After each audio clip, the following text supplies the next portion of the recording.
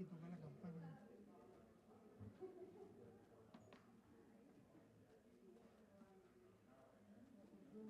Siéntate, por favor, siéntate bien.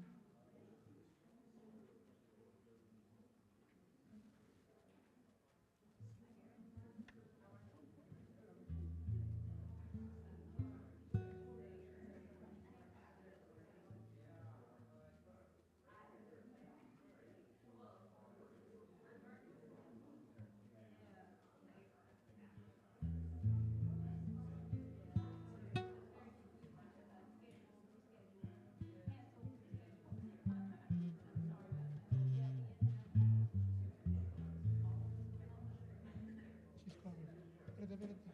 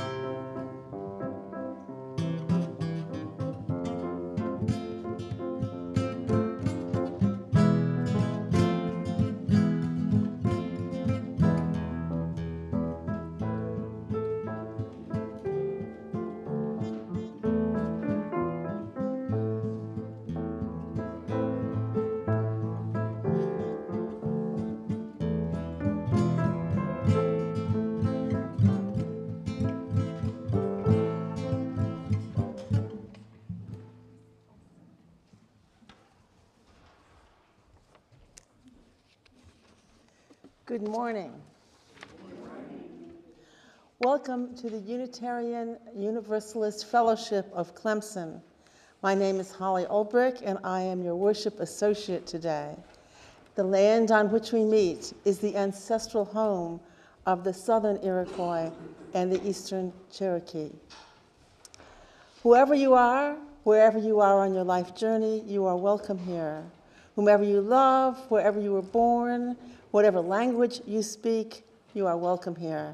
Whatever your skin color, whatever your class background, whatever your range of abilities, you are welcome here.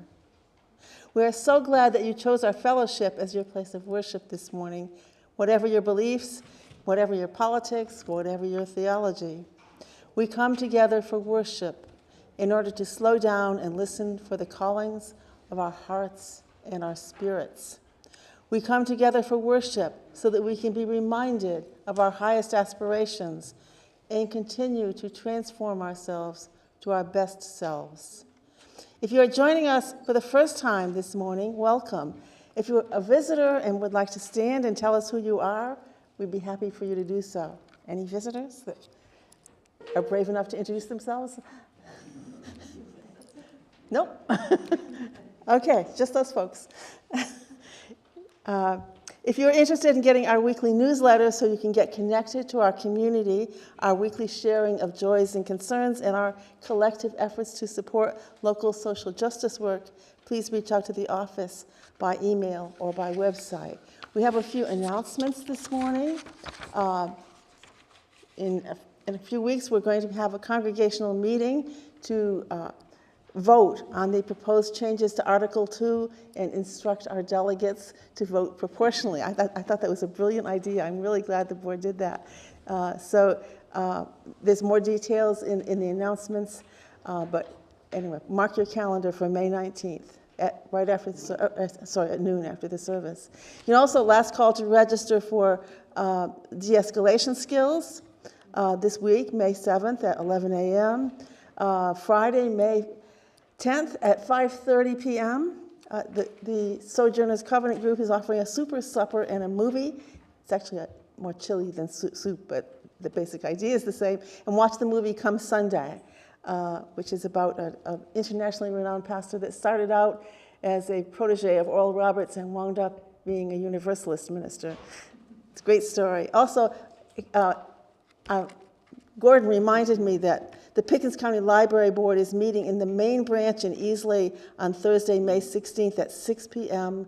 And the book banning issue will be there, and Moms for Liberty will be there, so it would be good if they heard from a different perspective.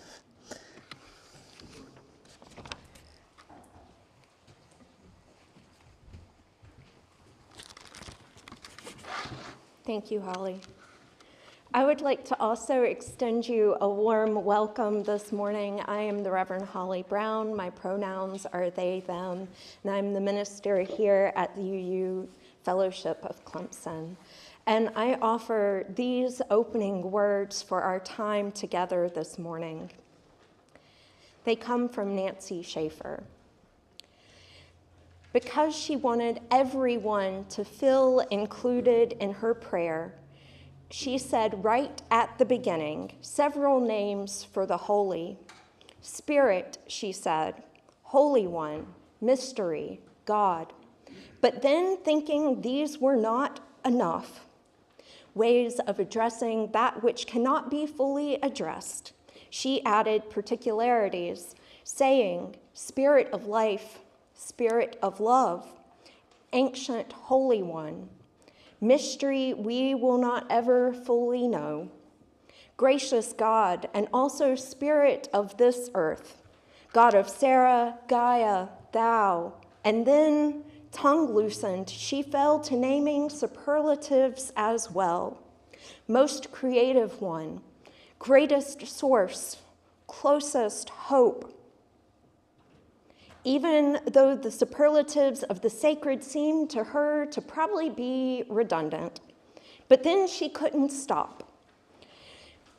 One who made the stars, she said, although she knew technically a number of those present, didn't believe that stars had been made by anything or anyone, but luckily just happened. One who is the entire ocean of compassion, she said, and no one laughed. That which has been present since before the beginning, she said, and the room was silent. Then, although she hadn't imagined it this way, others began to offer names. Peace, one said. One whom my mother knew, said another. Ancestor, said a third.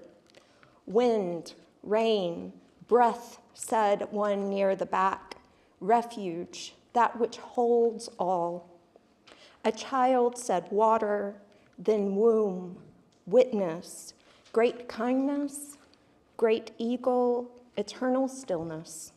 And then there wasn't any need to say the things she thought would be important to say. And everyone sat hushed until someone said, Amen. Come, let us worship together this morning in whatever form that takes for us. Now you are invited to rise in body, mind, or spirit to join in singing our opening hymn, number 298, Wake Now My Senses.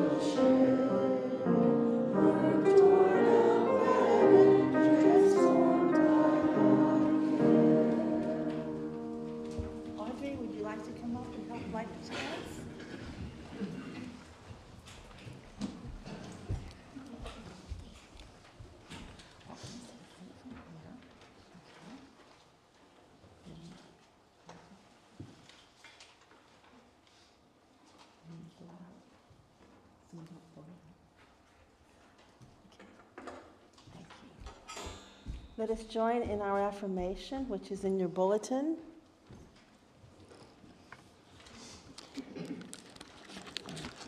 Sorry. We gather together in a spirit of love, with justice as our guide. This is our chosen covenant, to dwell together in peace, to seek the truth and to care for one another.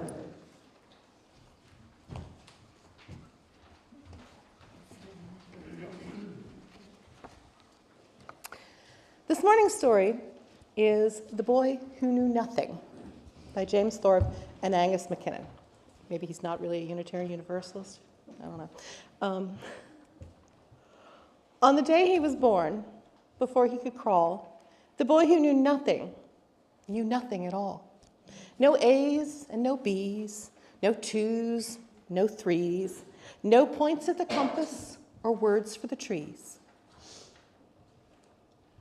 He lived on the island of Solo Capu in a broken-down house with a wonderful view. And he grew, and he grew, and he went to the school, where the children all pointed and called him a fool. One day, while his parents were snoozing a snooze, he went to their bedroom to play in their shoes.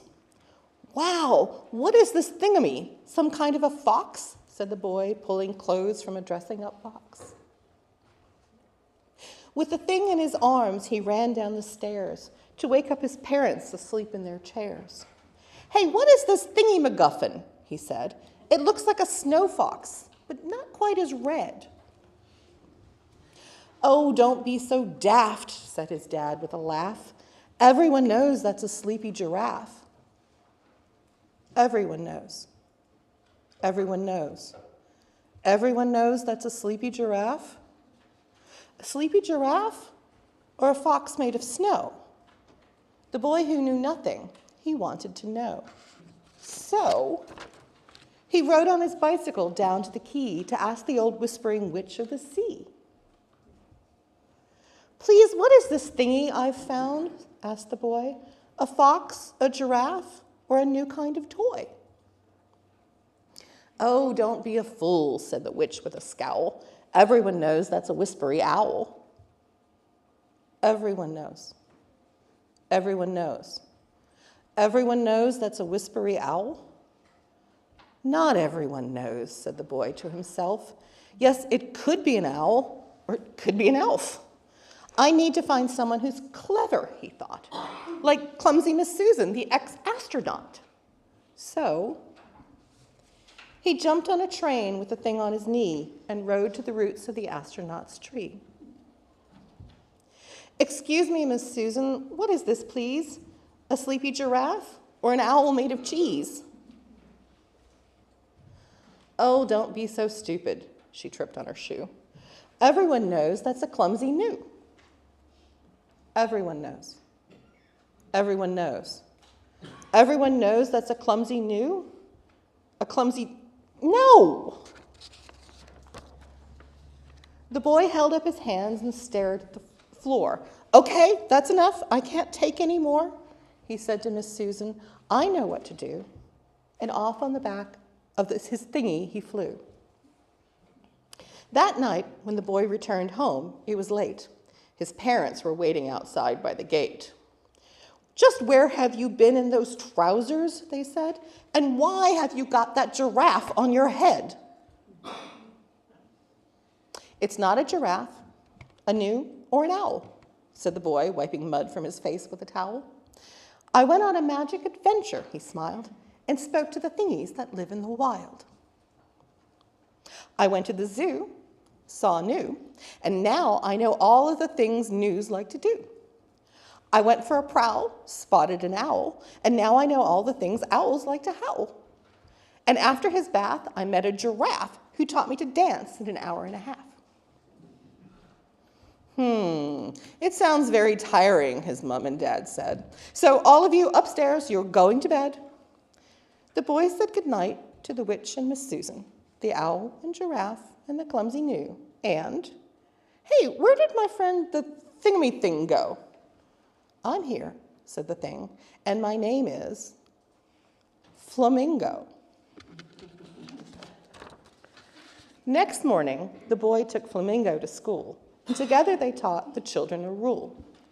If ever there's something you don't understand, don't be too frightened to put up your hand, for even your smartest, most brilliant friend started out life knowing nothing.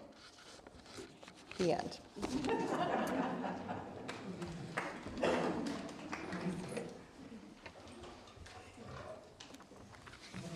Now is the time to receive the morning offering. We are grateful for this place, and we support it with our gifts, and we thank you for your generosity. And also the children will be collecting the food offering. We got three helpers today, plenty of helpers to collect the food offering. We share 25% of the plate, the unpledged offerings, with a local ministry every month. And this month's offering goes to the Clemson Child Development Center, an organization very dear to this congregation.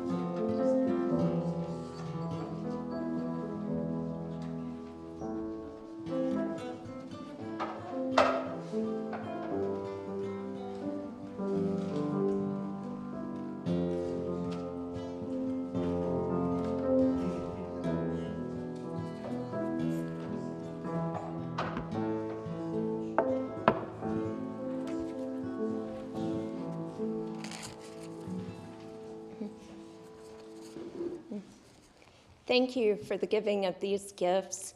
Now we have a special volunteer service spotlight with Meg Williamson that will come forward and share a little bit with us.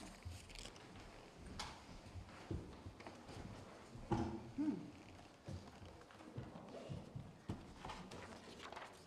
little prop.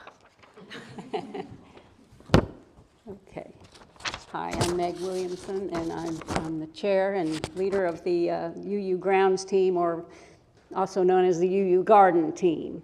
I've been involved with this group for over 25 years. I'm not sure exactly. I think I had 1 year off when someone else took over for a bit, but then she got tired of it, and so I took it back. But I've been scheduling, planning, and managing all the work days, and that's basically what our garden team does. And I really enjoy it because I enjoy gardening, and I like working here with other UU members. We have a committee. We don't meet very often. Mainly what we do is work on the grounds, but every now and then we get together. And that consists of myself, Elaine Faithful, Karen York, Cindy Lee, Mike Cole, Susan Pierce, and Elizabeth Branstead.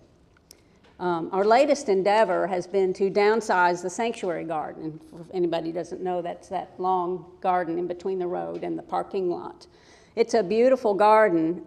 Art Campbell, a former member, and Dabney Peebles, his partner, donated plants and labor to create this beautiful garden. And it is very beautiful, but it is very labor intensive. So we decided, the committee decided just to sort of downsize it, consolidate the plants into the pretty plants into one area, and kind of keep the rest of it sort of mulched. And I planted some grass at the far end, so we won't have so much to maintain, and it can just get mowed. So that's been our latest endeavor. And you can see the photos here. And these are just a few of the volunteers who have helped in the past few years. We've had many others that I can't represent them all. I'm not quite ready yet. But yeah, go back. Okay. They look happy, don't they? They work hard, but they really enjoy it. And I think because they can have good conversations while they're out there weeding and spreading mulch. And also they can learn a lot. They learn about the plants and learn about plant care. And they also feel a real sense of accomplishment once they get done, and they can see the great improvement once their work is done. We had a work day yesterday, in fact, and we spread the rest of the mulch, and a nice coat of mulch really looks good. So, and some of the volunteers have actually adopted plots, and this is something I would love to see more people do. The late Jim Rogers helped to create the memorial garden and then maintained it for many years. Pam West helped Jim and then took over when he fell ill. Pam has passed on as well, but her friend Elaine Faithful took over stepped in when she died. And Susan Pierce adopted a garden plot behind the founder's house where she, Sandra Sanderson, and I raised vegetables and small fruits. Later, Jenny Loy and some other members reached out to some women at the local mosque and created a community garden out of that plot. And that didn't work out, unfortunately. It would have been a really great thing if they could have continued that, to have a coming together of the two religions. But after that project ended, Susan seeded the vegetable sections with wildflowers. And now we're looking at a new development there. Chin Fu, Susan and I are planning to install a mushroom bed in that area. Chin Fu is very excited about mushrooms. He wants to share that with all of us. And so that's the next big step. And Susan has also adopted the window box out here that you see with the pretty pansies. And she pays for plants and maintains that window box for all of us to enjoy. Seasonal flowers. Okay, now on to Green Sanctuary. Okay, UUFC first became certified as a Green Sanctuary. I'm involved in this group as well, not as much as the garden, of course. The UUA is encouraging recertification of certified congregations in light of climate change. I became involved last year, Susan Summers Hoskin led the small group, which included me and Susan Pierce. So it was definitely a small group. Our goal was to become recertified as a green sanctuary. Sarah put a lot of work into it. I don't know if she's even here today, but she deserves kudos. One of the things she did was organize a presentation by Chief Nelson, the CEO of the Eastern Cherokee, Southern Iroquois, and United Tribes. You'll notice we recognize those tribes in the beginning, and that's these lands. And this was part of the environmental justice component of the recertification. And you can see here that there's the steps of the recertification. Oh, yes, batteries. Okay, Kathy is reminding me. She has a box where we can recycle batteries, and I think maybe she'll put something in the newsletter about that, but she's putting it out. So anyway, each one of these steps requires a lot of work and has to fall in with these various qualities, like the environmental justice and those kind of things. And the small committee soon became overwhelmed with all of this. And there didn't seem to be a whole lot of interest in the congregation as a whole. We tried to get members, people to join us, and no one was really interested. And we were all very busy people. We're retired, but very busy. So we decided to discontinue the request for recertification. But we do want to encourage our members to work towards climate change mitigation. And we'll start with a focus on composting. Susan bought, I think, 5 of these compost pails, and we will raffle them off or sell them or somehow distribute them amongst the members with the proceeds to go towards the fellowship and maybe towards the social justice committee, which is what the Green Sanctuary is located. You may know that food waste, when food waste decays in a landfill, methane gas is produced. That's a greenhouse gas which is much more powerful than carbon dioxide. Most everyone can compost at home. You don't even really have to have a bin. At my house, I just have a pile where I throw things. Yeah, I'm sorry. I get going, forget about the slides. Yeah, okay. So anyway, you can make you can make a bin like this, or you can just have a pile like I have at my house. But if you can't compost at home, if you live in an apartment and you just don't have any place to do that, you can bring it here. Get one of these pails and bring it here and put it in our pile. We have a compost pile, which Gordon Crane constructed out of pallets. It's kind of back behind where the trash cans sit. We're going to try to clear out the path of all the growth there and maybe reconstruct it a little bit and make it more presentable and accessible. So that's another thing you can do. And we at one time were composting our food waste here, and I'm told that we kind of aren't doing that anymore. And there's a compost pail in there, and I guess probably because people were leaving it and nobody was emptying it, and it got to be really gross, and bugs started coming, and so we need to get something worked out where, you know, every week somebody takes it out, and maybe we could use a volunteer that wants to do that. So that's about all I have to say. Thank you very much.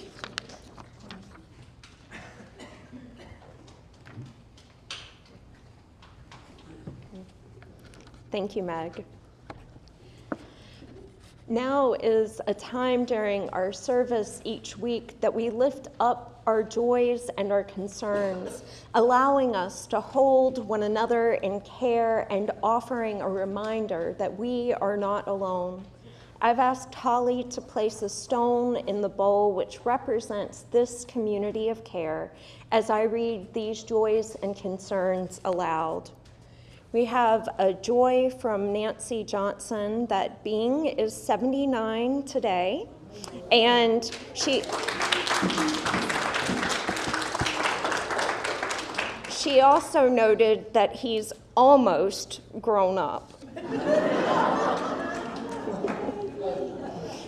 Getting close. Yes. And I share this sadness from Kathy Crane that her cousin Patty's husband, George, died unexpectedly last week after a fall, and there will be no funeral service. Kathy, our hearts are with you, Kathy. And finally, we place one more stone into this vessel for all of the joys and concerns that remain quiet and tender upon our hearts. And I offer these words of prayer: Spirit of life, Spirit of love, we lift up these and all of the joys and concerns that we hold in our hearts this morning, widening this circle of community and caring. Let us pause for a moment before we transition into singing the children on their way, and I will ring the singing bowl in just a moment.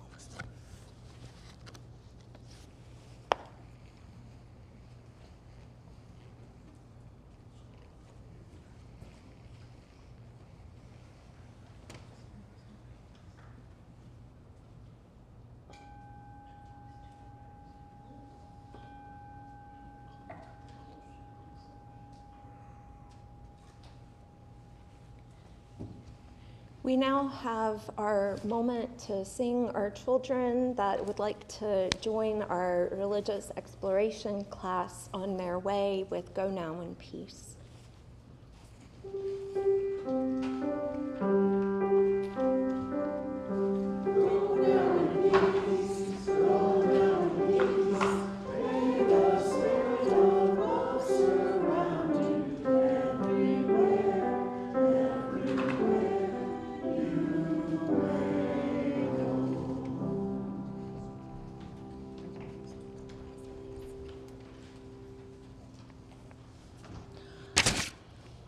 Our first reading is from Likeness to God by William Ellery Channing. Discourse at the ordination of the Reverend F.A. Farley in Providence, Rhode Island in 1828. I affirm, and I trust that I do not speak too strongly, that there are traces of infinity in the human mind, and that in this very respect it bears a likeness to God. The very conception of infinity is the mark of a nature to which no limit can be prescribed. This thought indeed comes to us not so much from abroad as from our own souls. We ascribe this attribute to God because we possess capacities and wants which only an unbounded being can fill, and because we are conscious of a tendency in spiritual faculties to unlimited expansion. We believe in the divine infinity through something congenial with it in our own breasts. We see, however, the tendency of the soul to the infinite in more familiar and ordinary forms. In truth, the soul is always bursting its limits. It thirsts continually for wider knowledge. It rushes forward to untried happiness. It has deep wants which nothing limited can appease. Its true element and end is an unbounded good. Thus, God's infinity has its image in the soul, and through the soul, much more than through the universe, we arrive at this conception of the deity.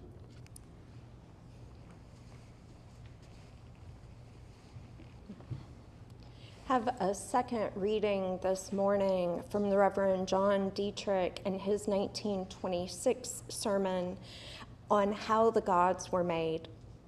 And his words are these: when the predominating characteristics of men were jealousy and cruelty, the gods were jealous and cruel. And only as man sloughed off these and developed within himself a sense of justice and righteousness did the gods become just and righteous, so that any period of man's development and gods or God simply represent an idealized and glorified type of man's own character, a projection of his moral ideals molded in into a definite form as an object of worship and therefore only a subjective existence of the mind of man.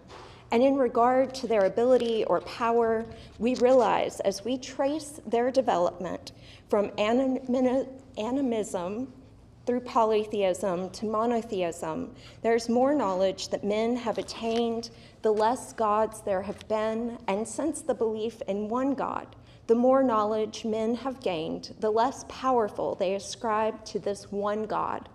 In other words, we have ascribed to God the things that we could not explain by natural processes. When the universal natural law was established, intelligent men no longer prayed for rain or for cure of disease, but realized that these things, some of them, were within our control, and subject to well-defined laws, no longer looked to God for spiritual blessings any more than material blessings. And the conclusion is that God, from the standpoint of ability to do things, is merely a concept which man has formed to fill the great gap of the unknown and to explain that which he does not otherwise understand. This would say that God, if it uses that term at all, is not the same individual, personal, controlling power apart from the universe, but that he is the indefinable, indwelling life of the universe. And now we have a piece of music as transition, reflection on Ordinary Magic by Leah Morris.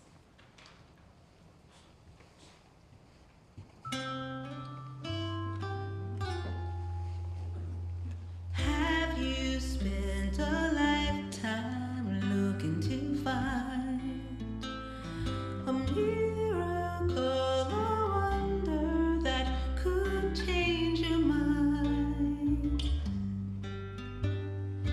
You ain't found no reason yet to believe, but maybe hope's got something yet left up her sleeve. Something beautiful, something natural, ordinary magic. Amazing that we have this chance to be here, to let our love vanish fear, and let our days overfill with ordinary magic. Have you felt the sunshine on your face? Have you heard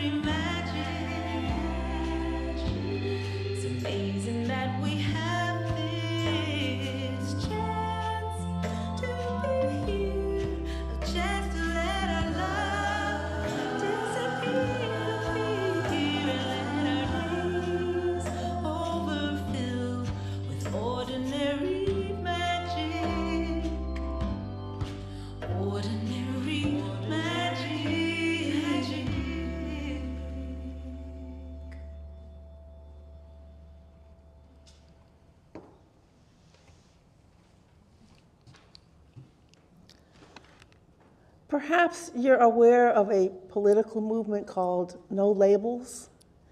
It was an attempt to create an alternative to both major party candidates for president by being neither or both. It failed. People like labels. I find labels both affirming and challenging. Affirming because some of them capture the essence of who I am and what I believe and what I care about. Feminist is one of those labels I wear with pride. So is Unitarian Universalist, because I believe in the oneness of the sacred in its many manifestations, and because I find truth and wisdom in many faith traditions. Of all my self-imposed labels, however, my favorite is heretic. I choose my faith, as all of us in this place do, when we are called and invited to do so. Theist, atheist, agnostic. I once had a conversation about religion with a colleague who asked me if I believed in God. Yes, I said. What kind of God, he asked. I said, Paul Tillich's God, the source of all, the ground of our being. Just as I thought, he said, you're an agnostic. No, I said, you don't get to define God for me. I believe the sacred takes many forms, and each of them has something to teach me. In seminary, I was once in a small group discussion along with a professor of New Testament.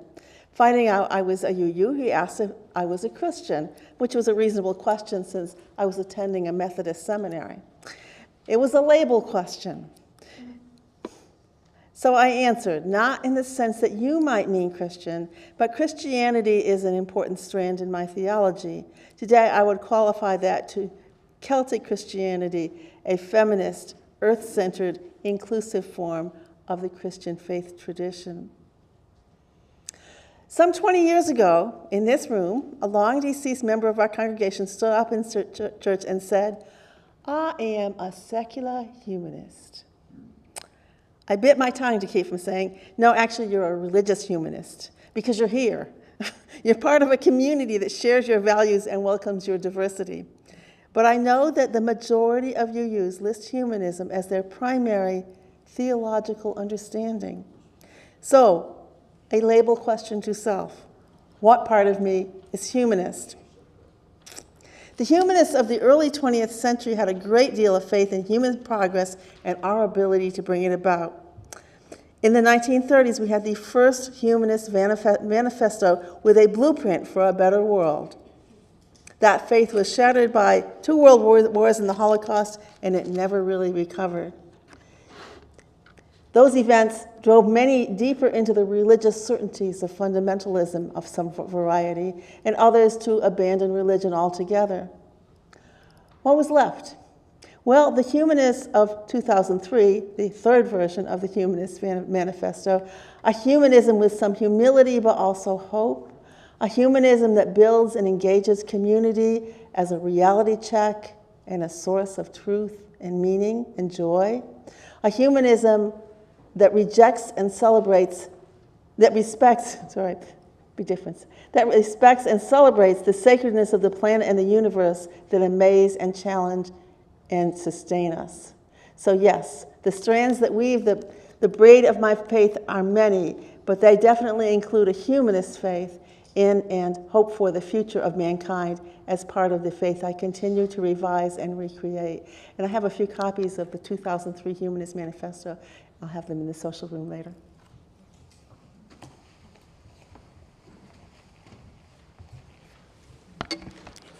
Thank you, Holley. So, where do we find meaning?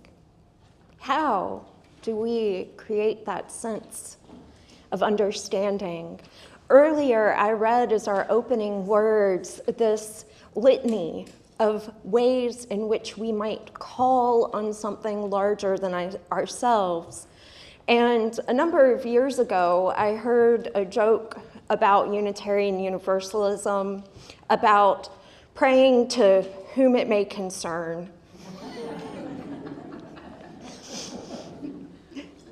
But how do we know what we know? As you heard in the Time for All Ages earlier, we aren't necessarily born knowing all of the things there are to know in the world and the universe around us, but through our inquisitiveness, through our seeking to understand and to know more about ourselves and the world around us, as the young boy did in The Time for All Ages, we recognize that we don't necessarily need to even have all of the answers, but that we keep asking questions, that we keep looking for something that represents that, whether it is the divine or God or gods or in humanity.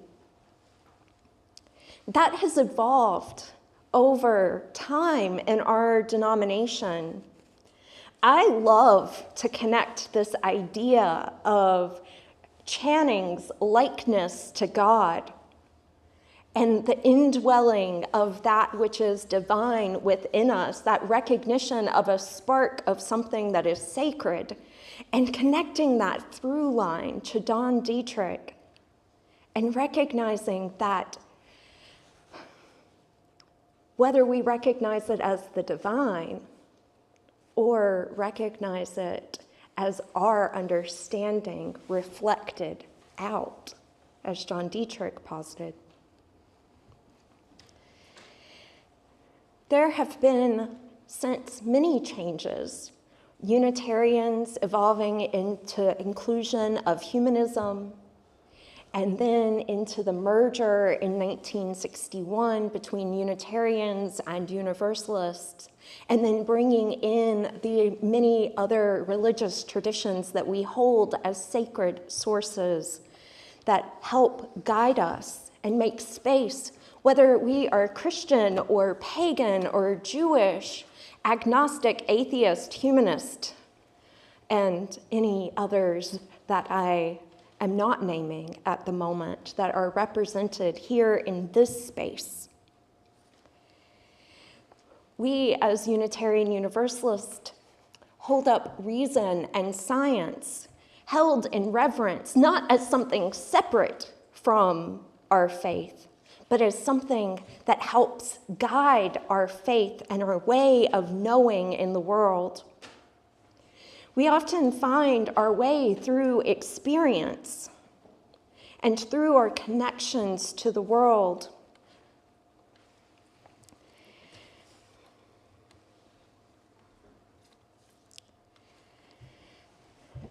Unitarians have a strong connection to Protestant and Puritan Christian roots, which have played a part in our history over the last few hundred years.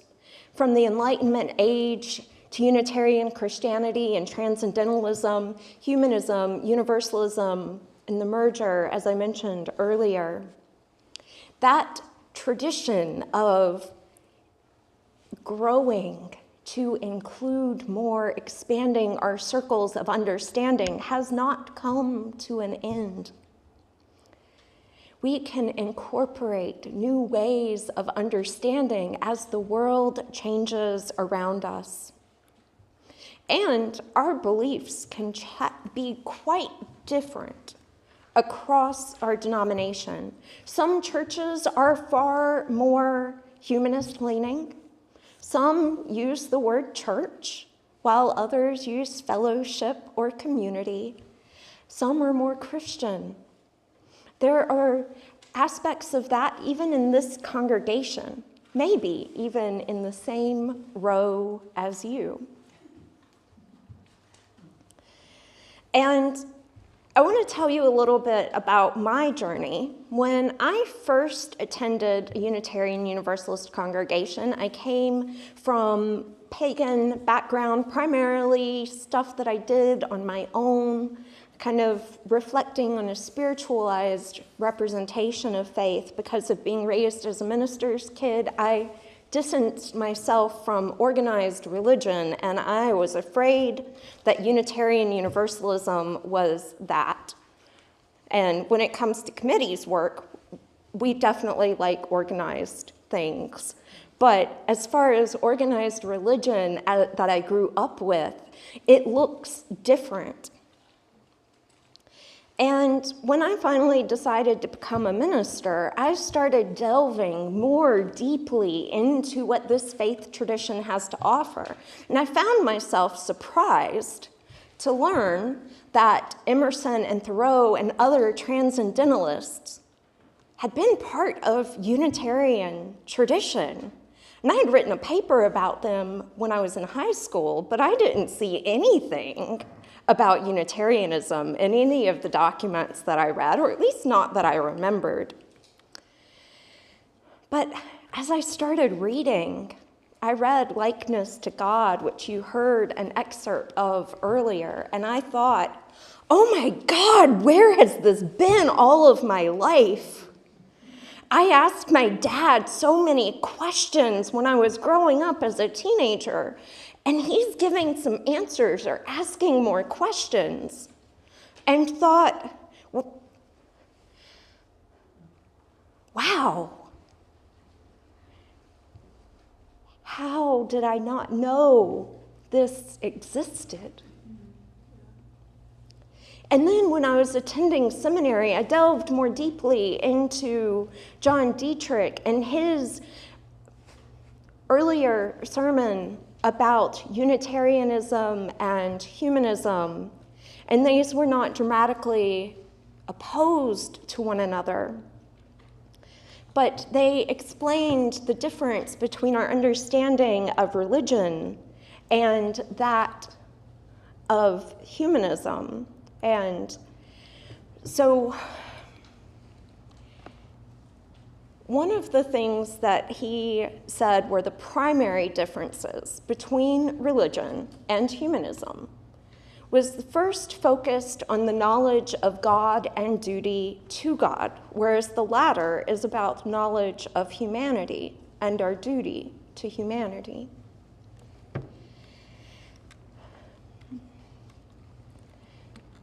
I also want to reflect back again on how do we know what we know?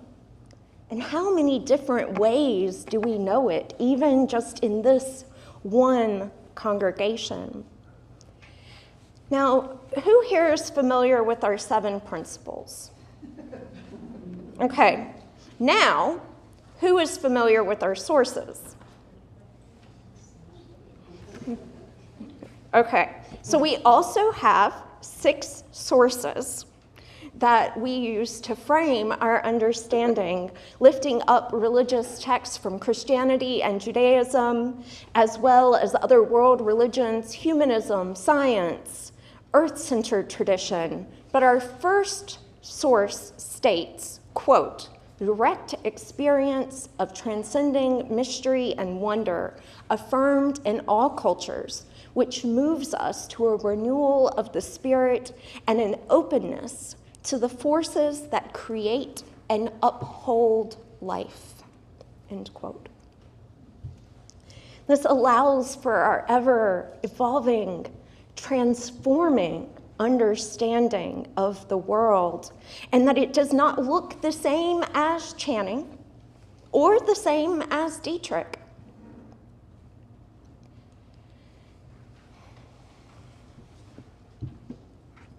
Realizing that there was 98 years between Channing and Dietrich, and 98 years, just realizing this, y'all, 98 years between Dietrich and today.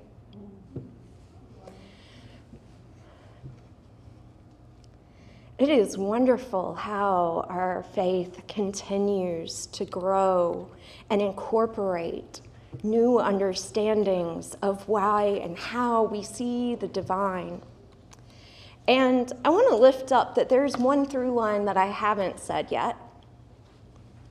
Both John Dietrich and Channing would have been considered heretics.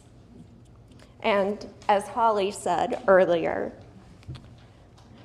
we kind of label ourselves as heretics too sometimes, although not all of us. Although I would also say that I'm proud of that label as heretic in this tradition. I had a moment yesterday. I stopped and got a sandwich at Jersey Mike's, and the guy behind the counter asked me, "How are you doing today? What have you been doing with your day so far?" And I mentioned that I had been leading a discussion group. And he goes, "What about?" And I said, "Well, about some changes to some documents in our faith." And he was like, "And what?" And I was like, "Well, I'm a minister at the Unitarian Universalist Fellowship." He was like, "Oh, that's over in Pendleton Road, right?" I said, "Yeah." And we had a nice little chat. It was only a couple of minutes while my sandwich was being made and I was getting checked out. But there was this moment of sharing something in this context here in South Carolina with somebody that was interested, whether we might be seen by others in the community as heretics. But there's also interest in who we are and what we might believe. I don't know that he'll ever show up here, but it was a cool little interaction.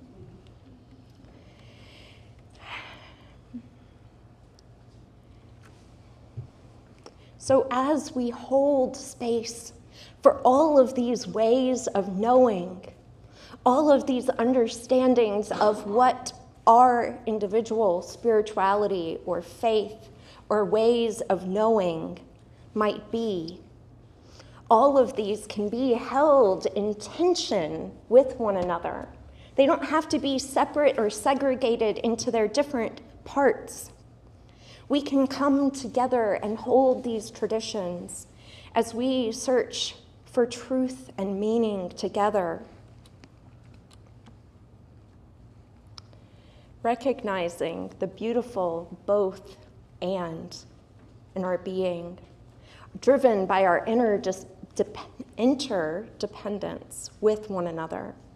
Recognizing the beauty of something larger than ourselves, whatever the form we understand that to take.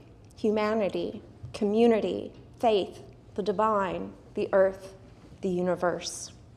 May we recognize the beauty and divinity of one another and the world around us. May it be so. May we make it so. And blessed be. You are now invited to rise in spirit or in body, wherever you are, to join in singing our hymn number 123, Spirit of Life.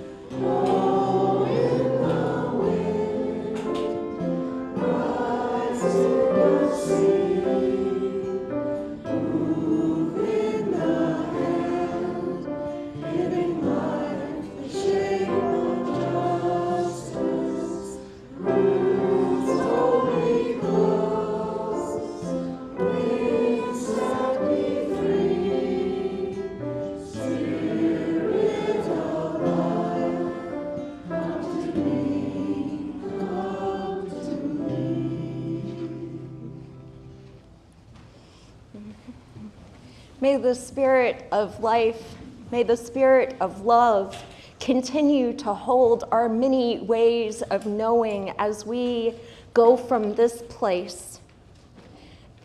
I invite you to go in peace and to return in love until we are together again.